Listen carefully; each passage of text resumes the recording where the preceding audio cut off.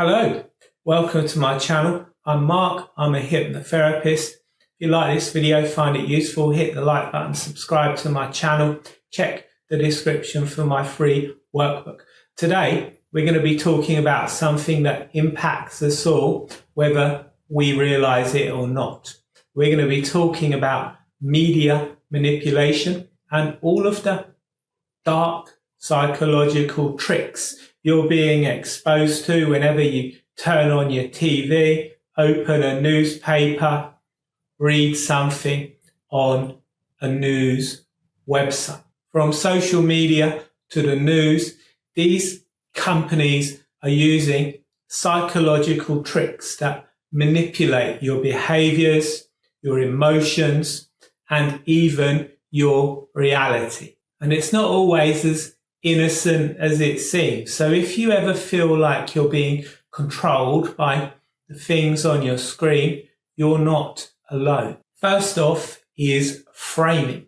Framing is a huge tool in the playbook of media companies. Framing is all about how information is presented. You could have the exact same story, maybe say a political protest, but how it's framed changes everything. If the media were to frame a political protest as a violent riot, we might see it as a threat to public order. Whereas if they frame it as a generally peaceful protest, we might see it as just a standard political protest, people expressing their views in a gentlemanly, ladylike manner. It's all about the words, the visuals,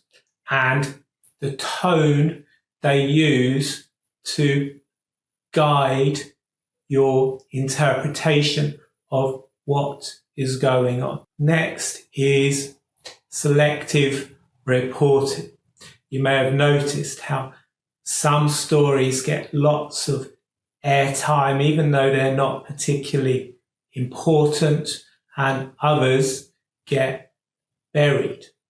Media companies choose what information they present to you, and they can choose to present information in a way that furthers a desired outcome or agenda. Sensationalism in the modern world, online world, this could also be called clickbait, using attention-grabbing headlines. You won't believe what so-and-so said. This shocking new study could change everything. This kind of sensationalism is designed to hook you in emotionally. The media company might be trying to generate fear, outrage, or surprise. When you are emotionally aroused, you're more likely to click on the headline, and when you're emotional, you're less likely to be able to interpret a situation as it is. You're more likely to interpret it through your emotions. You're going to be less likely to be able to think critically about what you're watching or reading. Social media creates echo chambers. The algorithms are designed to show us more of what we are interested in. So this can create an echo chamber. You'll keep seeing the same stories, the same information again and again that reinforces your belief in how reality is. Social media makes it difficult to find alternative viewpoints unless you go and seek them out. Then there's psychological priming using color psychology. I spoke about color psychology in another video. You can find it up here. election season has just finished in the US. You probably saw lots of political ads using colours that were designed to generate emotion within you before you even had a chance to know what was going on. Celebrity endorsements and influencer marketing. This is where media companies team up with celebrities and influencers to push products and ideas. I wonder if you can remember a time where something like this occurred in recent years. Media also shapes cultural norms. Media can also be used to push the Overton window, to change how people perceive gender roles, body image, or even what it means to be successful. When we see what the media is portraying as normal again and again, we start to feel like we're a minority, that we're the odd one out because we're not going along with what everyone else is doing or what the media tells us everyone else is doing. Then there's fear of missing out. I spoke about fear of missing out in a previous video. You can find that up there. Media can be used to promote an idea of scarcity, to generate a fear of missing out within us, to cause us to take actions that maybe we wouldn't necessarily take. Media can be used to tap into that anxiety that we might miss out if we don't get involved. Emotional manipulation, heart-wrenching stories of human suffering, feel-good stories that pull on our heartstrings.